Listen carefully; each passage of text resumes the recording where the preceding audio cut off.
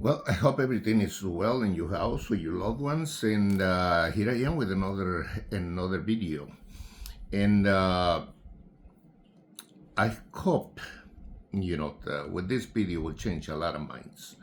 Uh, the title of the video is Jesus' Only Way for Salvation, proven by logic and reason, not the Bible.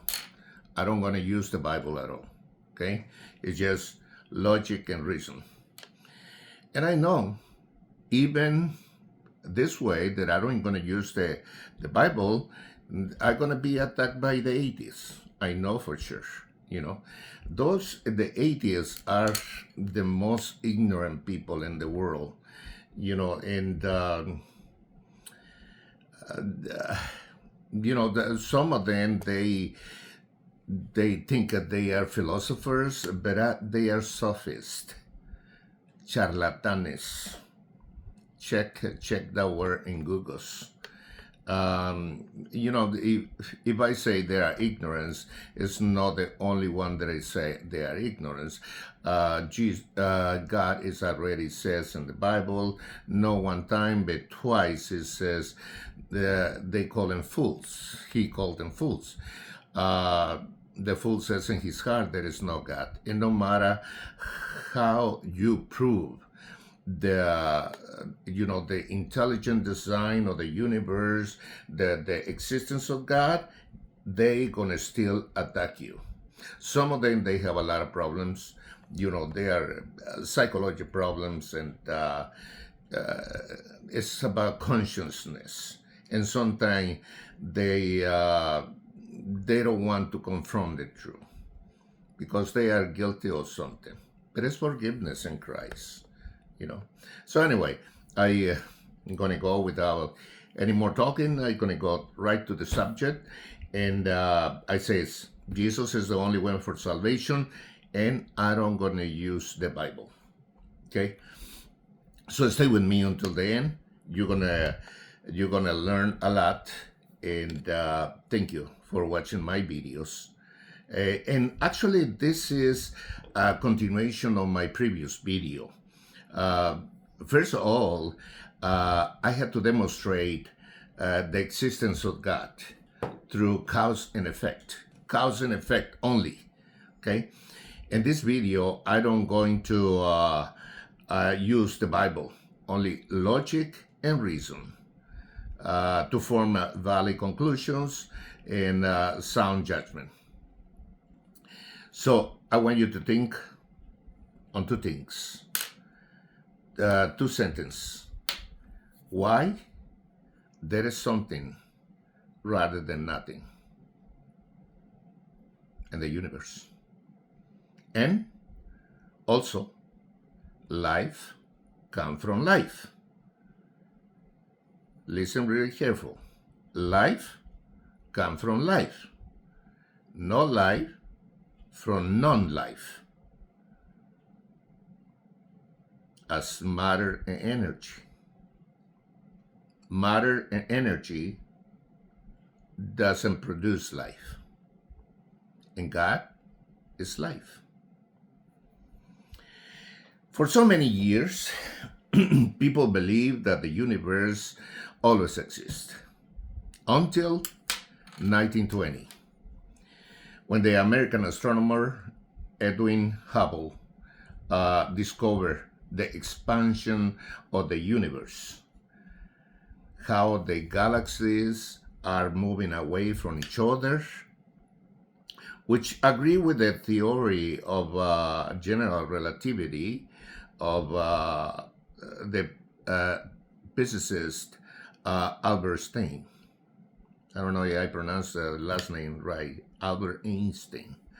All those discoveries proven the expansion that create the universe. Now, think who caused that explosion.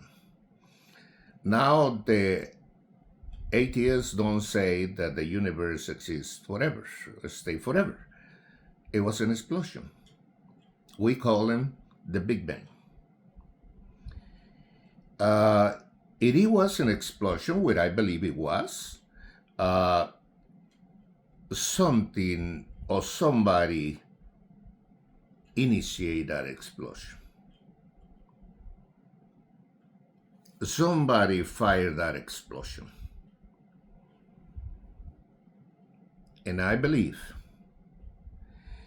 who is causes it,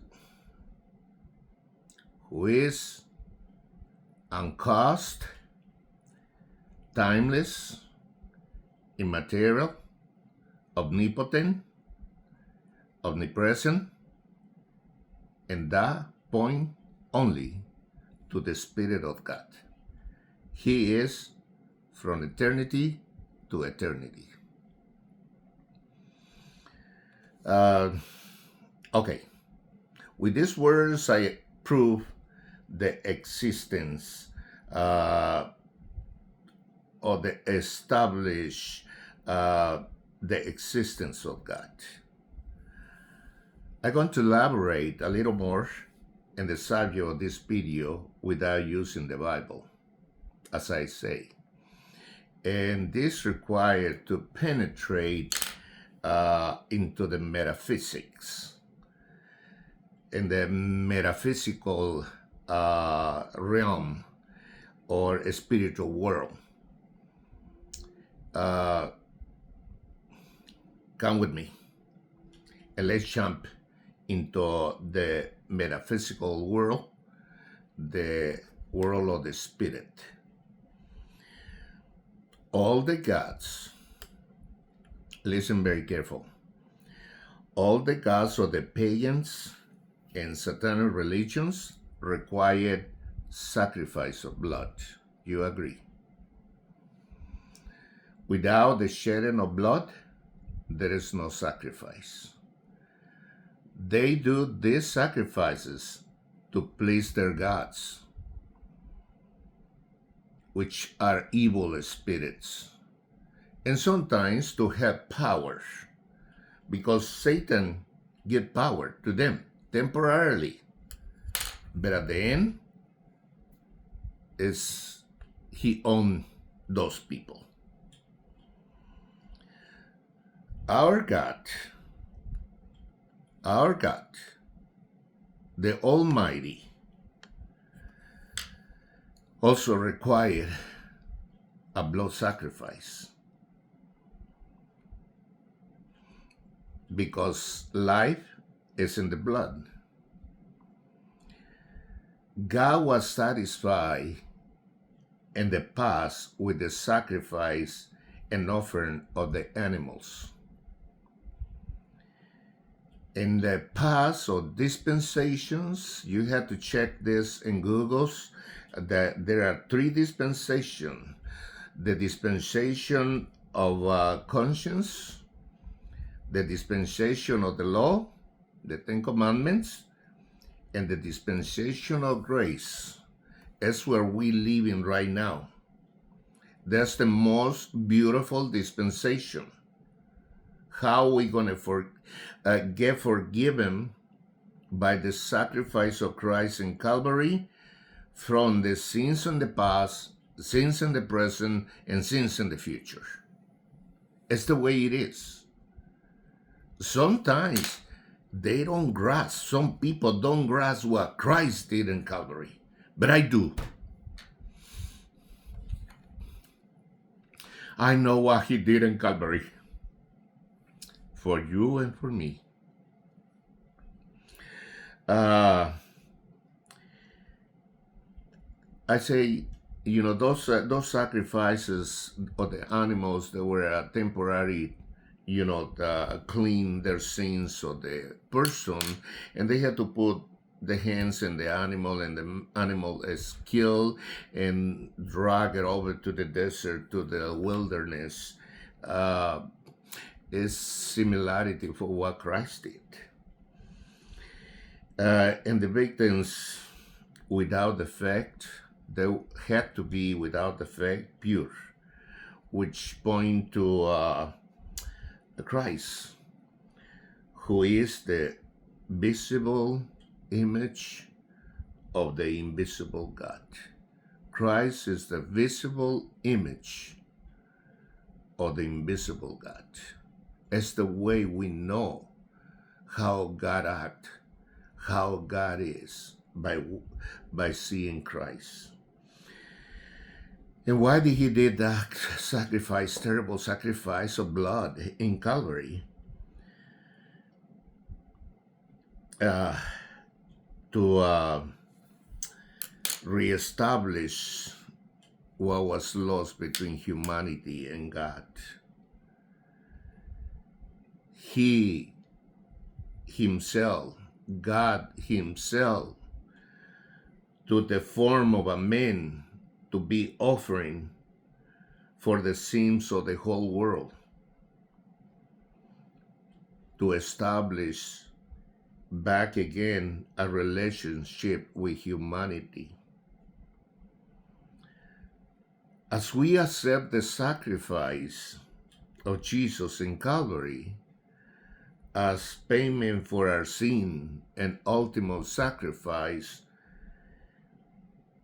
God declares righteousness by the righteousness of Christ, of Jesus. Remember one thing: without the shedding of blood, there is no forgiveness, no redemption. It gotta be blood. His own life. He put his own life for you and me. Now, I get so emotional when I'm thinking about Calvary, when I'm thinking about his sacrifice. Now, do you see why I don't use any single chapter or verse of the Bible? Only logic and reason. I am talking to the atheists and agnostics. They don't like for us to use the Bible in any form or any way. I didn't use it. I proved to you the existence of God and what the sacrifice of Jesus did in Calvary for us. And this indisputable, undeniable narrative, if this narrative doesn't change your mind, there is no hope for you to be saved. Had to believe.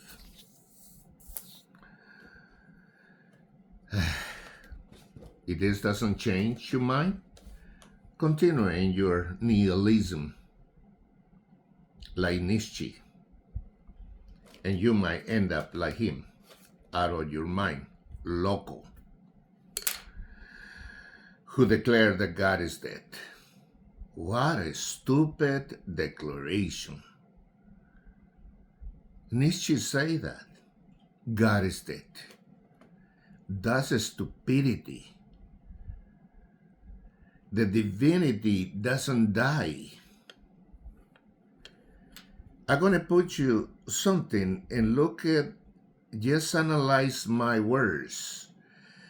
Jesus is fully God and fully man, but in the cross, and I repeat this over and over, he was fully human. Otherwise, if he was divine in Calvary and the cross, he wouldn't die. So there you have it. Now let's go to the conclusion of this video. Whether you like it or you don't like it, Jesus is the only way to salvation. If you don't believe it, it is your problem. That doesn't change the facts. You will find out when you die if I speak the truth or just a delusion that I speak.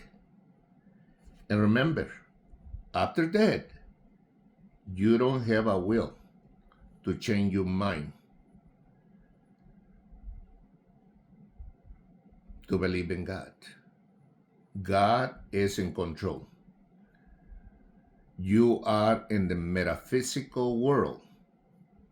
Your consciousness continue with you, but not your will. Your will is gone.